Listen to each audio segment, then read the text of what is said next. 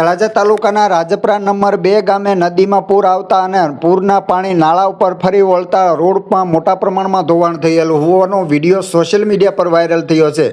ભાવનગર જિલ્લાના તળાજા તાલુકાના રાજપરા નંબર 2 ગામે ભારે વરસાદ અને નદીમાં આવેલા પૂરના કારણે જૂના ગામ તરફ જતા માર્ગ ઉપર આવેલા નાળા ઉપરથી પાણી ફરી વળ્યા હતા। પાણીનો પ્રવાહ એટલો પ્રચંડ હતો કે રોડના એક ભાગમાં મોટા પ્રમાણમાં ધોવાણ થયું હતું। રસ્તામાં થયેલા ધોવાણને કારણે વાહન ચાલકોને મુશ્કેલીનો સામનો કરવો પડી રહ્યો છે। સ્થાનિક લોકો દ્વારા તંત્રને વહેલી તકે રસ્તાનું સમારકામ કરી સલામત અવરજવર પુનઃ શરૂ કરવામાં આવે તેવી માંગ ઉઠવા પામી છે।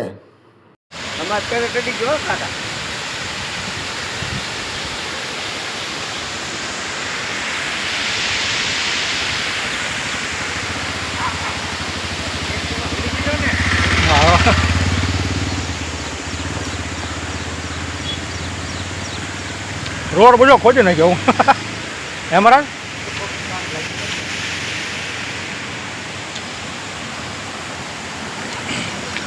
महाराज ना हो परखेणो तो